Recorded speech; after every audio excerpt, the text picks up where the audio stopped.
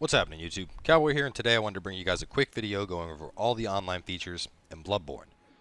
So especially because the game has just been released, I've been reading a lot of forum posts and specifically a lot of confusion regarding invasions. Some people that are saying invasions are only consensual and that you can't invade somebody against their will, and that's a bunch of bullshit. You can invade somebody whenever you want, and the fact of the matter is a lot of people just don't understand how the system works. So today my goal is to set the record straight.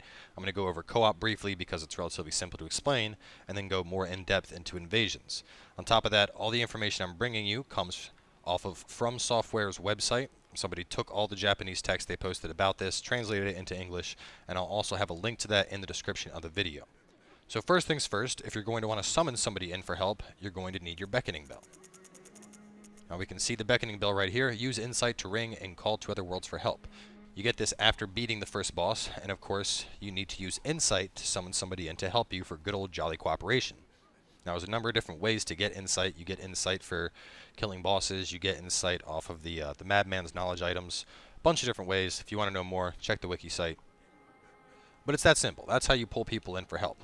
Now, to be a person that's getting summoned in or invade, first thing is first is you're going to need 10 insight.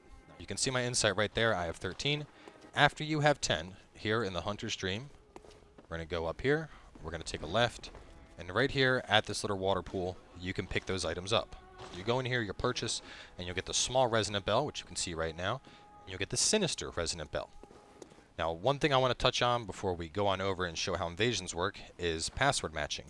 One of the new things with Bloodborne is using watchwords, or on the US versions they're called password matching. So basically we hop into network here in settings and you can set a password, and by doing this effectively you are able to connect specifically with one friend.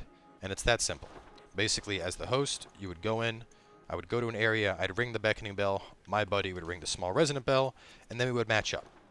Now one thing I found that was interesting while I was doing some co-op earlier is when you use the small resonant bell, when you get summoned into that world, you get summoned in at wherever you were at, not where you use the bell. So whereas in Dark Souls, you would place your sign, you could make your way through the level, and then effectively get summoned in, it doesn't work that way in this game. In this game, for example, I rang my bell to summon in to help somebody, started going on a run here in the old district, ran on through the shortcut, was going down to kill werewolves. I got the notification that I was summoned, and when I was summoned in, I was already in that tower. Which is particularly interesting because that guy hadn't gone that way and didn't have that shortcut unlocked, so I was able to just open up the door for him without him having to go and clear through all the content in that district. So, pretty cool thing to note. As you can see right now, the small resonant bell is now lit up, whereas earlier it was dark. That means we can't use it. Now, the sinister resonant bell is where things get more tricky. Now, your sinister resonant bell is your base item for invasions. Think of this similar to your red cracked eye orb. Now, the way the sinister resonant bell works is when you use the sinister resonant bell, it's going to do two things. One, it's going to search for people that have a bell maiden, and two, there's a chance it may create a bell maiden in your world. Now, the way this works is that bell maidens are the focus on how invasions occur. Now, as reported off of FromSoft, whenever somebody initiates co-op, a bell maiden should in theory spawn. On top of that, when you use the Sinister Resonant Bell, a Bell Maiden can spawn, and additionally, there's certain areas in the game where a Bell Maiden already exists. So what does this all mean? This means that there are 3 different instances in which PvP can occur through using the Sinister Resonant Bell. The first is I use the Sinister Resonant Bell right now, and somebody else in this area also uses the Sinister Resonant Bell. If it creates a Bell Maiden in one of our games, we'll get pulled in. There will be an announcement about it. It'll say adversary FiGhTiNCoWBoy has arrived, and then we face off in a good little PvP match. The second condition, 2 people are doing cooperative play. While they're doing cooperative play, a Bell Maiden appears. I use my Sinister Resonant Bell, it connects with that Bell Maiden, I invade their co-op game, they are unaware that I'm in there, and then I find them and I attempt to kill them. The third and final way of this happening is somebody is playing solo, they are in an area where there already is a Bell Maiden.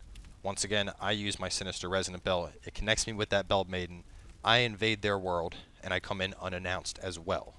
So those are the current 3 different conditions with the Sinister Resonant Bell. Now I know yesterday this was working fine, I actually did it this morning and I was able to connect to a few people in a one-on-one scenario. And the big thing right now is, there's so many people playing the game, and they are still tweaking the servers, so the bell maidens aren't consistently spawning. As I mentioned yesterday, when I used my Resonant bell, I got a bell maiden to spawn almost immediately, and then today I kept using it, and I couldn't get a bell maidens to spawn for like an hour, roughly. So a big part of it is the servers right now, but I can promise you that the Sinister Resonant bell can be used for non-consensual invasions. You can jump into someone's world just like you could with Dark Souls, and it's as simple as hitting the item. I ring the bell. You can see I now have a little icon up. And at this point, I could go and run around and do whatever I want, and it's going to search for the chime. So when it finds that chime from a bell maiden or another player ringing that bell, it'll connect. From there, we have PvP. So of course, there are also covenant-based items in the game used for invasions. I'm not nearly far enough in the game to unlock those items, but that is what has been reported as well. So either way, that hopefully clears up a lot of the confusion that's been going around involving invasions and co-op. Obviously, thanks for coming by and watching, guys. Hope you enjoyed the video, and make sure to stay tuned for more Bloodborne content.